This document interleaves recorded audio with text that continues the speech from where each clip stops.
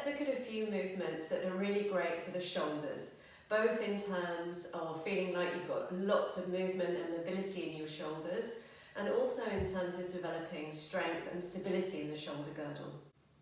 So to start with, we're going to get the shoulder blades moving, pulling the shoulders forward, reaching the shoulder blades up to the ears, pulling the shoulder blades back, feeling them squeeze together, and then pulling the shoulder blades down your back. And you can do this standing or sitting on a chair or in a tall kneel even. So first the shoulders come forward, the shoulder blades are rolling to the side of the back, that's protraction, squeezing your shoulder blades up to the ears, that's elevation, squeeze the shoulder blades together behind you, retraction, and then pulling them down the back, depression.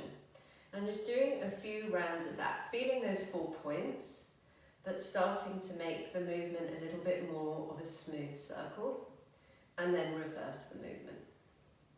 And if you come to my class, we do this in hundreds of different ways, and we add load to them. We do them on all fours, we do them holding bricks with just one side, and the more you can get your shoulder blades moving, the more the arm bone can move in the joint as well and have more range. Okay. So that's our first little warm-up, and you start to feel the muscles at the tops of your shoulders and your back a little. So now we're going to isolate the arm bone in the socket at the side.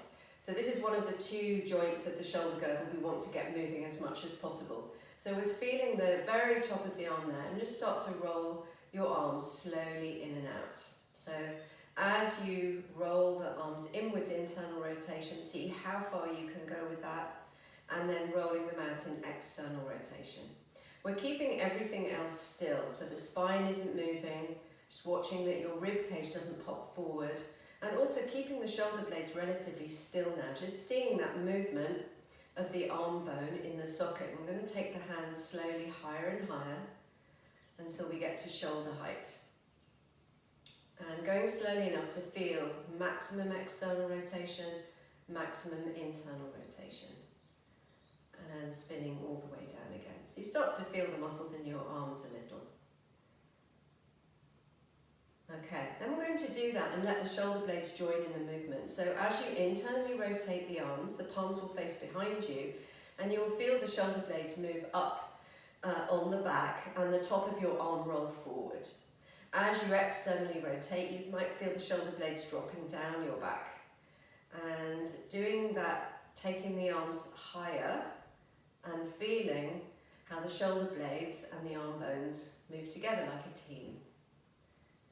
So now we're getting all the musculature of the upper back involved in the movement, the muscles under the shoulder blades, on top of them, between them, and they're all working as we do that.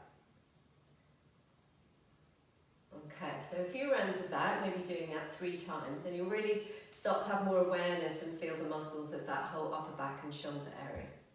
So the next one we're going to do is isolating one arm at a time. So we're going to reach one arm out, externally rotate, and just notice that you're doing that from the ball and socket rather than just flipping your hand over by moving your elbow. So we want to roll right from that shoulder joint, the ball and socket.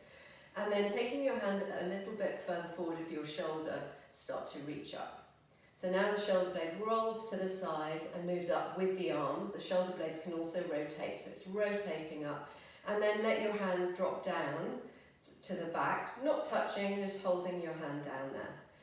Keep the rib cage down, so watching that the ribs don't flare forward. Lift your elbow up as high as you can to the ceiling, and at the same time, roll it in towards your head. And usually at this point, the head tries to join in and move around, so we're trying to keep the head centered. Slowly reach your hand all the way back to the ceiling. Take the arm out to the side, it's still in external rotation, and then we're going to roll the arm the other way, internal rotation, the shoulder head comes forward, and then take your hand behind your back, hover it off your back. Reaching the arm wide again, rolling the palm to face the ceiling, stretching all the way up, dropping the hand down, reaching the elbow to the ceiling and rolling the arm in towards your head, checking that the rib cage is staying down. So there's lots of extra tummy toning that happens in this movement. And then we're going to hold this here, take your hand to your arm and roll it in towards your head, lift the elbow up towards the ceiling. So you're using your hand now to help you. This is kind of a passively, getting more range of movement passively, using your hand to help you. But then we're going to let go, keep your fingertips on the outside of your arm and slowly re-straighten. And you may feel the muscles under your fingertips kind of firm, that's your triceps there. Reaching up and then letting go and seeing if you can keep that extra little bit of movement you found with your hand helping you, and breathe there. So you'll feel all those muscles in the upper arm firing. I'm working really hard to keep my rib cage down, tone in the torso, taking the arm wide, internally rotating, taking my hand behind the back and just hovering the hand off the back for a breath. Okay, so definitely feeling lots of things in this arm. Let's do the second side. So externally rotating at the shoulder joint, the palm faces the ceiling. The hand can come slightly further forward of the torso, inhaling up, noticing that the shoulder blade moves up the back with you, slightly round to the side. And then let your hand drop down without touching your back, ribs stay neutral. Drawing the elbow in, reaching your elbow to the ceiling. Hold for a breath. So you feel all the musculature working to try and drive your arm in towards your head and up. And then slowly reaching back up. Taking your arm wide again, internally rotating. So there's loads of movement happening in the shoulder ball and socket joint and the shoulder blades as well. Second time, reaching up, dropping the hand, and then we use the hand to help us. Roll in, lift the elbow up, with no discomfort, just as far as you feel is comfortable enough, but you're feeling a little bit more movement and range of motion in the joint. And then fingertips to the outside, squeeze the arm back up. So now the muscles are working really hard to try and stay there. Can you keep it there when you let go? Reaching up, reaching up, reaching up. Still breathing, and then exhaling wide. Rotate and hand back behind your back. Okay, so now we do it with both arms together.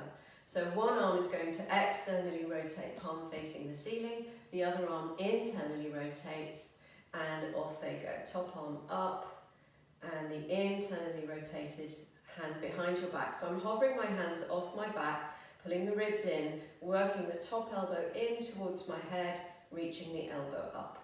And I'm working to keep the shoulder blade of the back hand pressing into my back. So there's loads of muscular activity there. Find a smooth breath through the movement and then slowly unwind. And when you get to shoulder height, swivel the arms the other way. So you can see you're getting as much range of motion in that ball and socket joint of your arm bone, and you're moving your shoulder blades around, and you're working lots of muscles in the arms and the upper back. So maybe doing 3 to 5 slow cycles of this, and keeping a breath rhythm that works for you.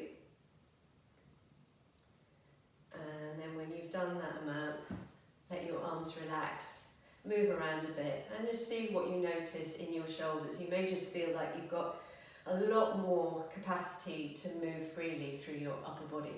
So I hope you enjoyed that and it was helpful. Please do leave me a comment and let me know how it went for you. Thanks.